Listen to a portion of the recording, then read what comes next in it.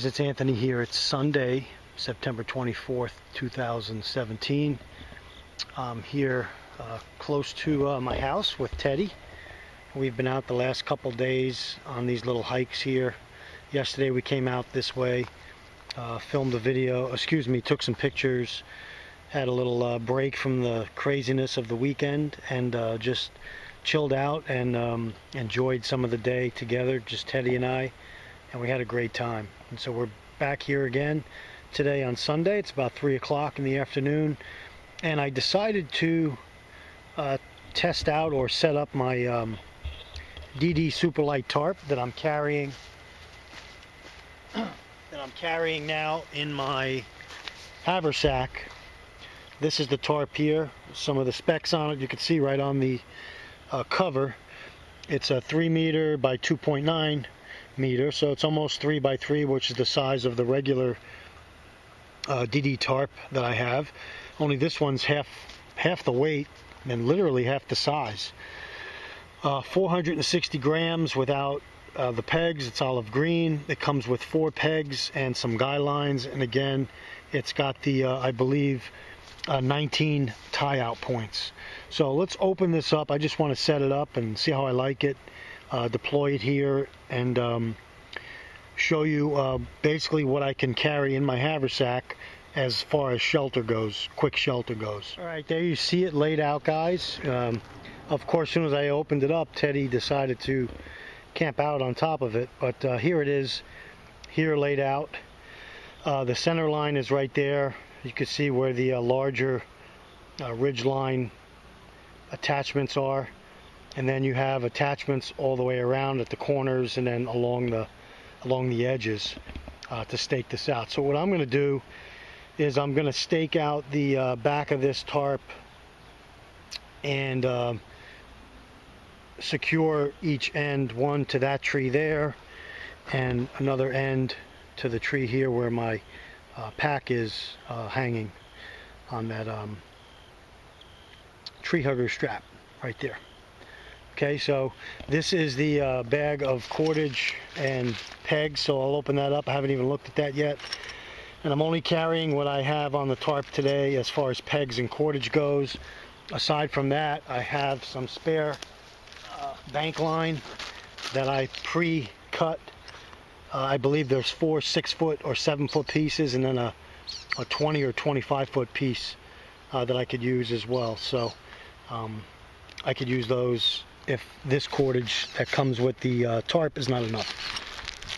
Don't get too comfortable, buddy.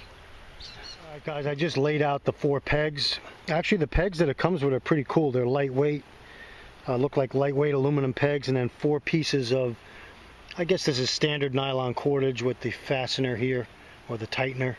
So you got 4 pieces of those. I just laid them out here, and they look to be about 4 feet each.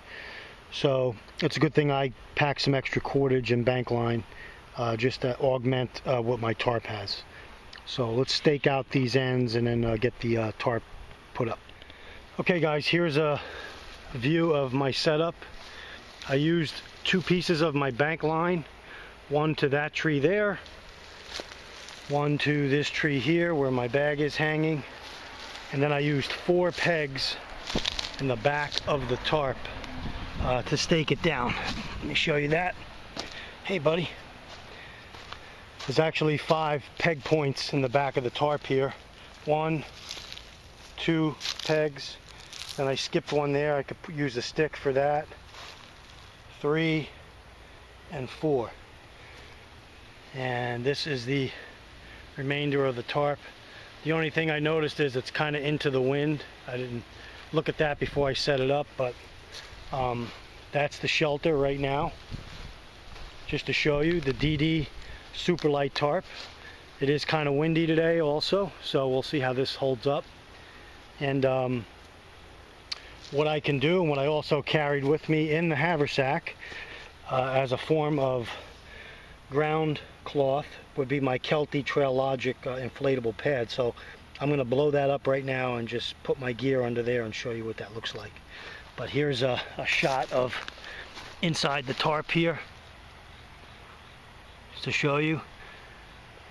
Okay,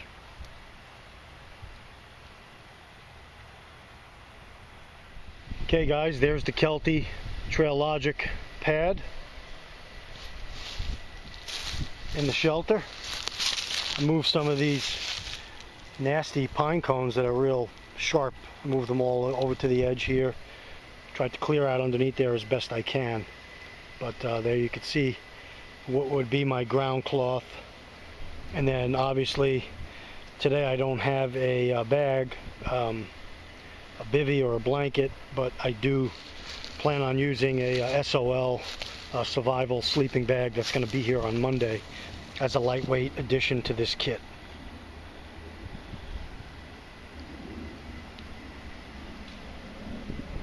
Alright guys, just showing you what that would look like with me on the under the shelter.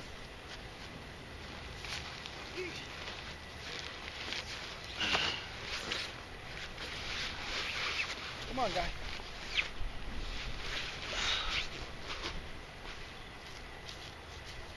Hey, buddy. Come here. Your leash is caught. Come here, buddy. Come on. Over here, buddy. Come on. Come on, buddy. Good boy. Boy, Teddy. I've got another little ground cloth inside the bag that I could lay out. It's that red one that I carry. It's like a 2 foot by 2 foot, and Teddy could lay on that also. Right, buddy?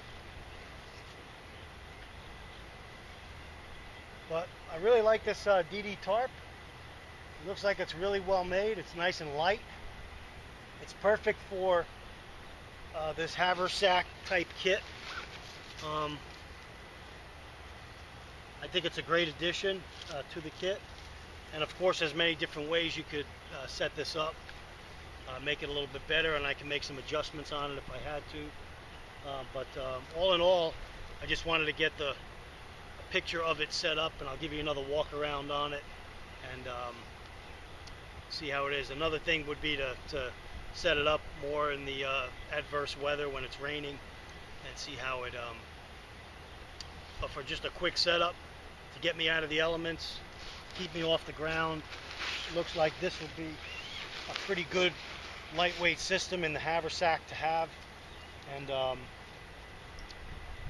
with a bivvy type bag, I can keep myself warm and keep off the ground and keep cover, all out of a haversack, which is a pretty good thing.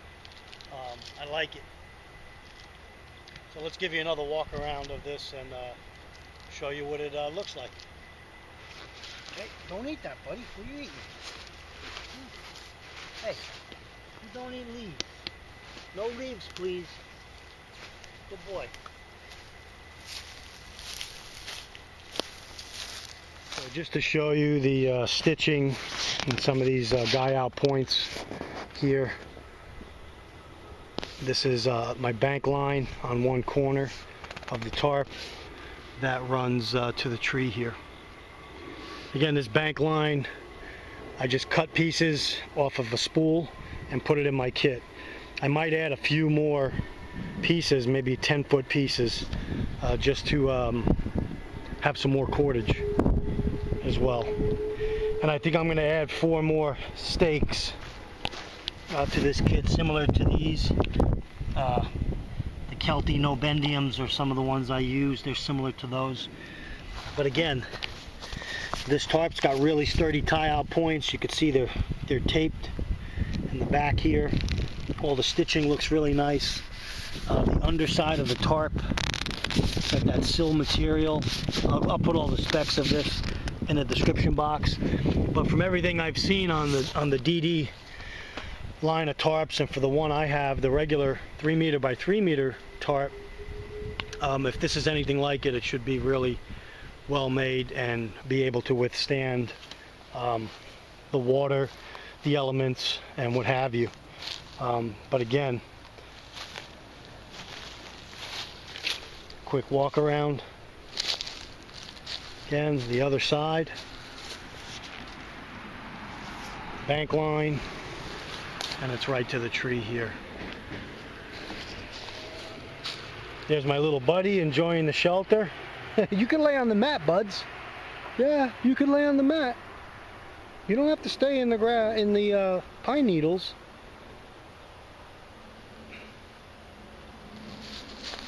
We're kind of like right near a rocky little hillside here that kind of dips down. It's just an area here close to where I live that we hiked to, Teddy and I. And I filmed some videos down here. Yesterday we made some coffee. We used the haversack. But if I had a trekking pole with me, I could actually probably put the trekking pole in that center piece there under here, or even a stick maybe. Maybe I'll try that and just show you, prop that up a little bit to get some more headroom in there. So let's try to find a stick to do that. Usually I would carry a trekking pole and be able to do that easy. And Teddy found himself a stick to chew on. Hey buddy, hey, don't eat that please. Hey. You listen to Daddy, okay? Okay guys, there's a small stick that I just put there just to show you. And kind of lifted it up a little bit. Gave me actually there's a lot of room under this tarp. I could go even push that inflatable pad even further in if I wanted to. Give you guys a better shot from out here.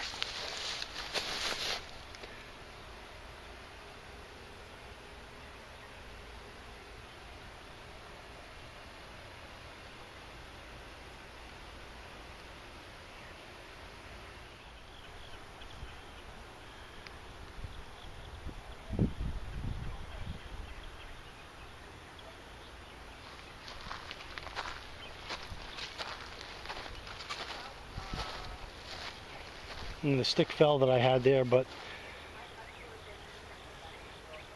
just want to give you some angles here. There is my haversack, which contained the whole kit. Right here, I just use a tree hugger around the tree with a carabiner and hold that off the ground. And I could just take that off, unclip it, and take the bag with me right underneath there. If I wanted to get a brew going, light up my Esbit stove, whatever. Maybe you see the wind picking up there. See how that tarp is holding up. Bank line's pretty strong. There, it gives you an idea of some of the room under there.